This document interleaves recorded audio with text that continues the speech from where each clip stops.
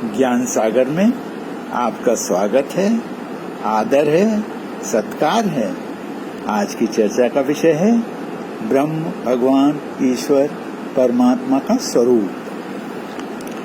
वास्तव में ब्रह्म, भगवान, ईश्वर, परमात्मा सब एक ही हैं और वह है परम ऊर्जा। इसे हम परमात्मा कहेंगे। परमात्मा दो शब्दों से बना है, परम प्लस आत्मा। परम का अर्थ है पूजनीय तथा आत्मा का अर्थ है सर्वव्यापक। परमात्मा का पूरा अर्थ उपासना के योग्य कहेंगे। पृथ्वी अपनी धुरी पर निरंतर घूमती है, सारा सौर मंडल अपना कार्य कर रहा है। यह सब उस अदृश्य परम ऊर्जा परमात्मा के प्रभाव से ही हो रहा है। हमारे शरीर में जो चेतना है, इसके कारण हमारे शरीर के सारे अंग काम करते हैं। वह इसी परम ऊर्जा का अंश है। इसे हम आत्मा कहेंगे।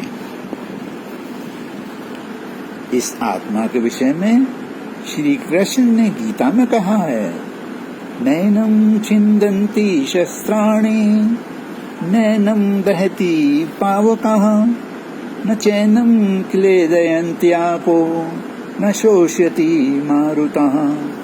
अर्थात आत्मा को शस्त्र नहीं काट सकते, इसे आग नहीं जला सकती, इसको जल नहीं जला सकता तथा इसको वायु नहीं सुखा सकता। गीता में अर्जुन के प्रश्न के उत्तर में श्री कृष्ण ने कहा है, निराकार व्यापक विष्णु अधियज्ञ मैं ही हूँ। स्वयं श्री कृष्ण ने परमात्मा का स्वरूप निराकार ही बताया है। संसार में दो तत्व हैं, पुरुष और प्रकृति। पुरुष का तात्पर्य उस परमात्मा से है जो शाश्वत अनंत शक्ति है, सभी का आधार है तथा सभी को गति प्रदान करता है। वही प्रकृति को उत्पन्न करता है तथा उसी के द्वारा ब्रह्मांड की उत्पत्ति होती है।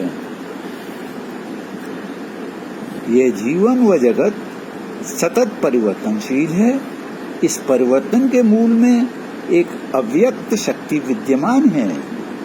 इसी शक्ति के कारण जगत के संपूर्ण पदार्थों का अस्तित्व है। यह वही परमात्मा है। समाज में परमात्मा के स्वरूप के विषय में यह धारणा है कि परमात्मा एक दिव्य पुरुष है। वह राजा के समान अति सुंदर वस्त्र धारण करता है। वह एक भव्य सिंहासन पर बैठा रहता है तथा उसकी भव्य नगरी ऊपर आकाश में है। वहीं से संसार को परिचालित करता है। उनके विचार में परमात्मा के कई रूप हैं, जैसे ब्रह्मा, विष्णु और महेश। इसके अतिरिक्त उनकी कल्पना में अनेकों देवी देवताओं का भी अस्तित्व है। बहुत से ग्रंथों में भी सगुण साकार परमात्मा का विवरण मिलता है। दूसरे प्रकार के मनुष्य ऐसे भी हैं जिनके मन में सदा द्वंद्व चलता रहता है। कभी वे सोचते हैं कि परमात्मा साकार है, कभी सोचते हैं निराकार है। परमात्मा का वास्तविक स्वरूप जानने की उनकी जिज्ञासा बनी रहती है तथा उनके मन में अनेकों प्रश्न उठते हैं, जैसे संसार क्या है, संसार के परे क्या है, संसार का नियंता कौन है, संसार में हमारी स्थिति क्या है, जन्म और मृत्यु का रहस्य क्या है, हमारे शरीर में स्थित प्राण शक्ति क्या है, ये सूर्य चंद्र और तारे किसने बनाए हैं, मरने के उपरांत हम कहाँ जाते हैं, हम दीर्घ काल तक जीवित क्यों नहीं रहते, इत्यादि। पुरातन काल में ऐसे ही प्रश्न ऋषियों के मन में जागृत हुए। उन्होंने साधना के द्वारा अपने अंदर व भीतर झांक कर देखा। उन्होंने जाना कि चराचर जगत का नियंता एक अद्भुत शक्ति है, वही परमात्मा है, परंतु उनके स्वरूप के विषय में वे किसी निष्कर्ष पर न पहुंच सके, क्योंकि वह ज्ञानेंद्रियों की पहुंच के परे है। इतना अवश्य अनुभव कर सके कि वह सच्चित आनंद है। वे इस निष्कर्ष पर भी पहुंच सके कि हमारे शरीर में जो चेतना है वह आत्मा है, जो परमात्मा का अंश है। जब यह शरीर से निकल जाता है तो चेतना समाप्त हो जाती है। इस ऊर्जा स्वरूप परमात्मा का वर्णन करना असंभव था। अतः ब्रह्मा विष्णु महेश के साकार रूप की कल्पना की गई। देवताओं के रूप में पंच महाभूतों अग्नि, जल, वायु, आकाश और पृथ्वी को देवता माना गया। बहुत सी देवियों की भी कल्पना की गई। यह भी जाना कि सूर्य, वायु और जल के द्वारा जगत का संचालन होता है।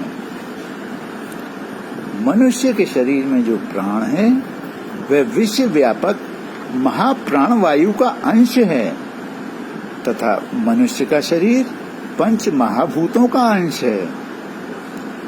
व्यवहार में एक व्यक्ति को कई नाम से पुकारते हैं, जैसे कि पिता, पुत्र, भाई, भतीजा, चाचा, जीजा, साला, मामा, पति आदि, परंतु व्यक्ति एक ही है। इसी प्रकार परमात्मा एक ही है। उसके विषय में ब्रह्मा, विष्णु, महेश आदि के साकार रूप की कल्पना की गई है। जिस रूप में हम उसका श्रद्धा भाव से उपासना करते हैं, उसी रूप में उसके दर्शन की कामना रखते हैं। जाकी रही भावना जैसी, प्रभु मूरत देखी तिन तैसी। परमात्मा एक अलौकिक शक्ति है जो सबको एक साथ सुन सकता है, वह देख सकता है। वही दृष्टा, दर्शन व दृश्य बन जाता है। वो हर समय सब जगह सब कुछ करने में समर्थ है तथा जैसा चाहे रूप धारण कर सकता है। वेदों में उस सर्व व्यापक चेतना शक्ति का अनुभव ऋषियों ने बार बार किया है और मंत्रों के रूप में उसका उल्लेख किया है। उपनिषदों में कहा गया है, असतो मा सद्गमय तमसो मा ज्योतिर्गमय। अर्थात असत मार्ग से सत्य मार्ग की ओर बढ़ें और अंधकार से प्रकाश की ओर बढ़ें।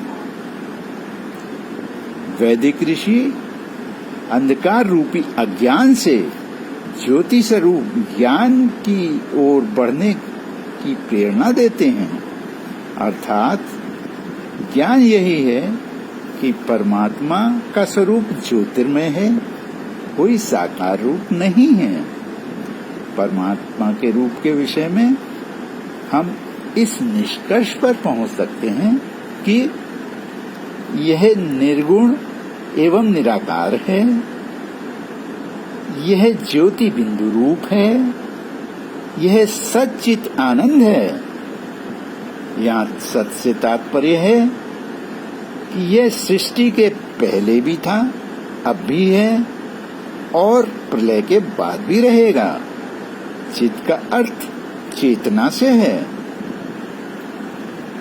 यह सर्वव्यापक है तथा ज्योतिर्मय है। यह इंद्रियों से रहित है। यह मन बुद्धि अहंकार से भी रहित है। यह अजर अमर एवं अविनाशी है। यह सर्वशक्तिमान है।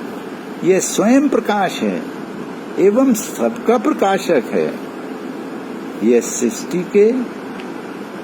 यह सृष्टि का प्रारंभ है, जिसने सब जीवों का अपने अंदर स्थित किया है। यह भूत वर्तमान व भविष्य का ज्ञाता है। यह जगत के किसी मनुष्य की भांति नहीं है। इसका स्वरूप ज्ञानेंद्रियों की पहुंच के परे है।